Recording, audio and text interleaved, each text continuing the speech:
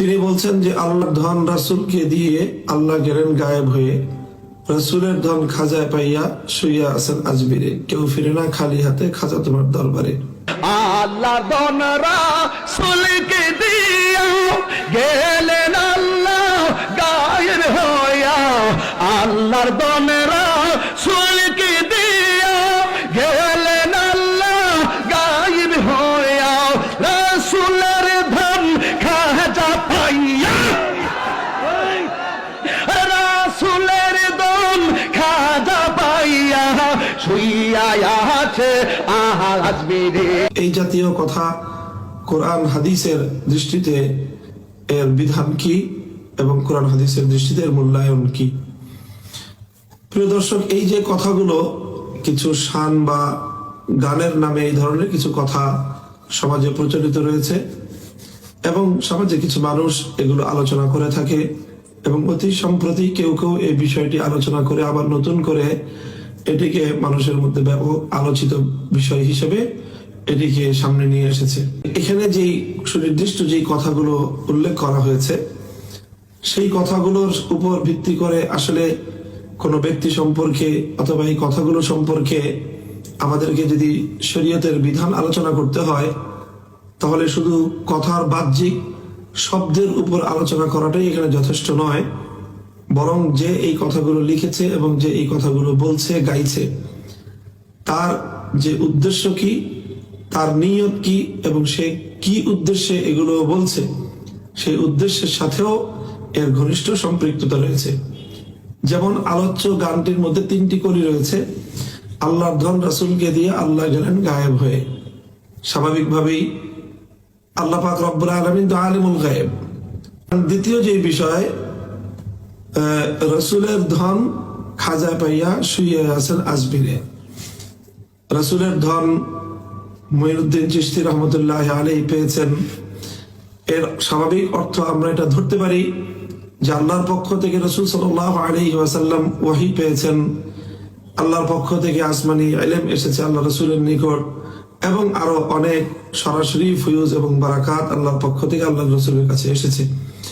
রাসূল সাল্লাল্লাহু আলাইহি ওয়াসাল্লাম থেকে সেটি পরম্পরায় সনদের মাধ্যমে উম্মতের আলেম সমাজ, উম্মতের মুহাদ্দিসিনগণ সেটিকে তারা গ্রহণ করেছেন এবং সেটি পর্যায়ক্রমে তাওয়ারুসের মাধ্যমে এবং ধারাবাহিকতার মাধ্যমে একজন থেকে আরেকজন শিক্ষা গ্রহণ করেছেন এবং নবীজির সেই পক্ষ থেকে উম্মতের জন্য রেখে যাওয়া আমানতগুলো পরবর্তী যুগের উম্মতের আলেমরাও তারা ধারণ করেছেন।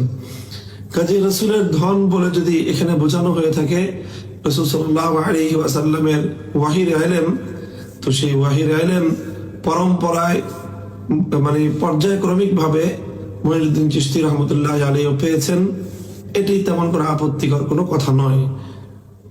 তো রাসূল সাল্লাল্লাহু আলাইহি ওয়াসাল্লামের যে ফয়ুজ এবং বারাকাত, রাসূল সাল্লাল্লাহু আলাইহি ওয়াসাল্লামের যে উলুম মাআরিফ, রাসূল সাল্লাল্লাহু আলাইহি ওয়াসাল্লামের যে হাদিস এবং অন্যান্য যে বক্তব্য, সেগুলো অন্যান্য আলেমদের মতো তিনি মুঈনুদ্দিন চিশতি রহমতুল্লাহ আলাইহি পেয়েছেন, এটাতে সন্দেহ বা এটাতে আপত্তিকর তেমন কিছু আমি দেখছি না।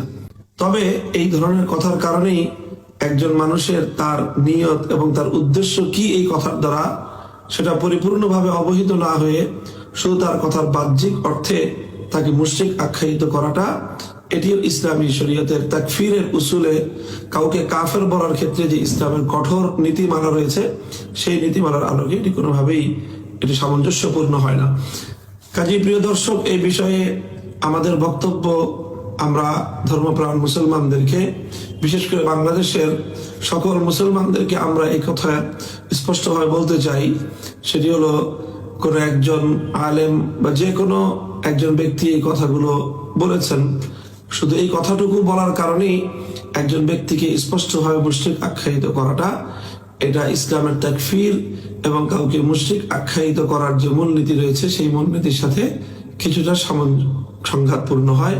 এই বিষয়ে আমাদেরও তাড়াহুড়া না করে আরো বেশি সতর্কতা অবলম্বন করা চাই।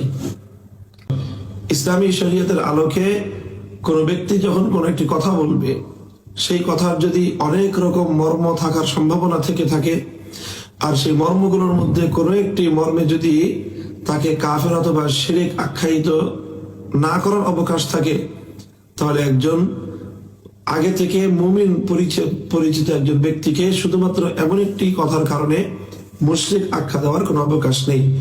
কাউকে মুশরিক আখ্যা দিতে চাইলে বা মুশরিক আখ্যা দিতে হলে আরো অনেক সুস্পষ্ট, আরো প্রমাণ দরকার, সুস্পষ্ট তার শিরকের কার্যকলাপে লিপ্ত হওয়া প্রয়োজন।